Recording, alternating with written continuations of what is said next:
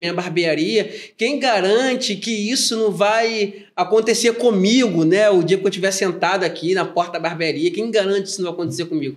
Então isso faz com que a gente, né, acaba recuando um pouquinho, retrocedendo, né? Mas eu vendo minha mãe sendo curada ali, aquilo me dava força, né? Porque embora a gente possa desacreditar, isso não quer dizer que a gente deva desistir, né? Excelente, excelente. Tá vendo aí, ó? Dica do Jonathan Mello. Repete para a audiência, por favor, Jonathan. Embora as situações que a gente possa vivenciar possa fazer a gente desacreditar, isso não quer dizer que a gente deva desistir. Segura essa para vocês, hein? Isso faz diferença na sua vida. Verdade, verdade. E, Jonathan, teve alguém que duvidou de você, que te disse que barbearia não ia te dar futuro?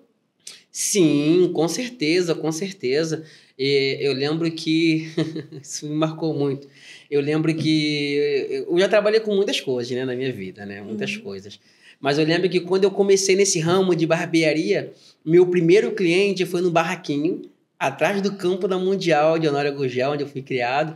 Aí tinha um barraquinho lá e o cliente chegou e queria passar a máquina 2 no cabelo, né?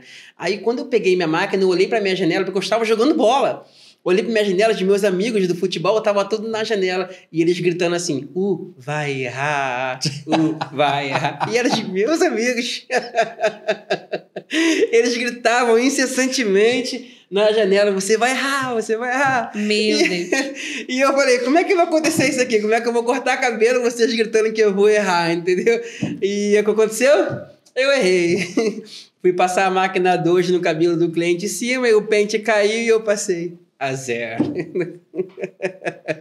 Pois é, isso aconteceu, né? Infelizmente, o começo é bem difícil, né? Como que você sai de uma profissão que não tem nada a ver e você decide cortar cabelo, né? Vou cortar cabelo. Naquela época, o cabelo era muito cortado à tesoura, cabelo afro, coisa e tal. Eu não imaginava cortando o cabelo, né? Mas eles disseram que eu ia errar, que eu não ia conseguir, que aquilo não ia me dar futuro, né? Que barbeiro na nossa região geralmente tinha uma idade mais avançada. Naquela época, os novinhos não cortavam cabelo, né? Então, quando decidi para essa profissão, realmente me desacreditaram muito. Meus familiares não queriam cortar cabelo comigo. Nossa, é difícil você virar barbeiro e descobrir que seus familiares não querem cortar cabelo com você, né? É complicado, né? Sabemos que nem tudo é flores, faz parte da vida, né? E sabendo disso, eu te pergunto, já teve mês que você pensou, acabou, não vai dar para pagar as contas, e aí? Sim. Muito difícil, né? Porque, principalmente no começo, né? Principalmente no começo isso acontece muito, porque... você não tem ainda um público estabilizado, né? O seu público ainda é muito aleatório, né? E a gente, às vezes, entra no ramo da barbearia e nem sempre você se preparou para isso. Hoje, a gente tem meios que te profissionalizam, né? Que te dá suporte, que te forma, que é o curso, a própria Alan Souza, né? Tem um curso de formação de barbeiro. Mas na minha época, isso não existia. Né, eu particularmente aprendi a cortar cabelo olhando, tinha que olhar, ninguém me deu suporte para isso, então eu olhava e aprendi olhando e consequentemente errando, né? E quando eu decidi abrir uma barbearia foi bem difícil, porque você pensa, nossa, eu trabalhei a vida toda para os outros, né? Eu trabalhei em algumas barbearias próximo da minha casa, né? E próximo de onde eu trabalho hoje. Eu pensei, nossa, será que meus clientes vão me acompanhar? Daí quando eu abri a porta da barbearia, fiz uma oração, falei assim, Senhor, a tua palavra diz que onde a gente botar a planta dos nossos pés, né, o Senhor estará comigo. Então, eu estou aqui. Então, se o Senhor estiver comigo, não me falta mais ninguém. Entendeu? Aí, devagarzinho, foi chegando outro. Aí você vai ganhando nome, você vai, né, fazendo o seu melhor corte, né? Porque os seus primeiros cortes são os divisores de água, né? Porque as pessoas vão lá muitas vezes para ver a qualidade do seu trabalho. Se você efetuar um trabalho ruim, consequentemente, aquela mesma pessoa, infelizmente, vai trazer, né, para sua região ali que o seu trabalho não é bom, você perde um pouco de credibilidade. não é isso? Agora, quando você efetua um trabalho direitinho, principalmente seus primeiros trabalhos, eles são divisores de água. Então, se você puder caprichar um pouco mais, você vai ganhando crédito na sua vizinhança ali. E assim foi. Né? Foi os meses primeiros muito difíceis, mas de vez em quando oscilava, mas aí sempre a gente acreditando que ia dar certo e Deus ia estabilizando devagar. Excelente, Jonathan. Você falou que são 17 anos cortando o cabelo. 17. Qual cliente mais te marcou negativamente nesses 17 anos?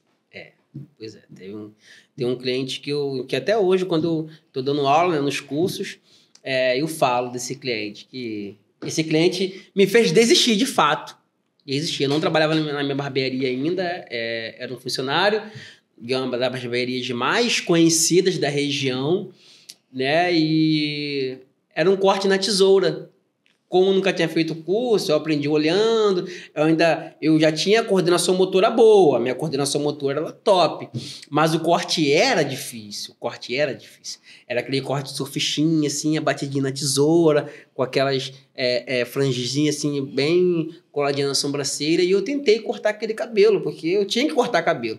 Porque o meu maior medo, Léo, era que algum cliente batesse na porta da minha barbearia e perguntasse se eu poderia cortar o cabelo e eu falar que eu não sabia cortar aquele tipo de cabelo. Nossa, como isso me assombrava.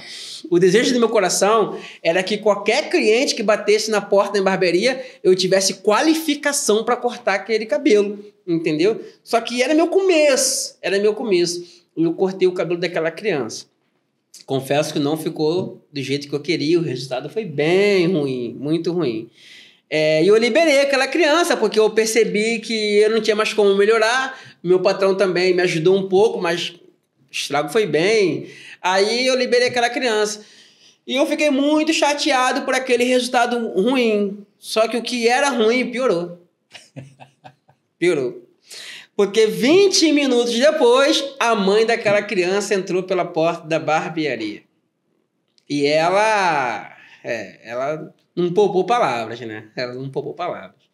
Ela foi diretamente a mim, eu me senti muito humilhado. Só que enquanto ela estava falando, eu tive minha postura, né? Porque eu fui responsável por aquela situação. Mas quando ela foi embora, eu entrei pro quarto.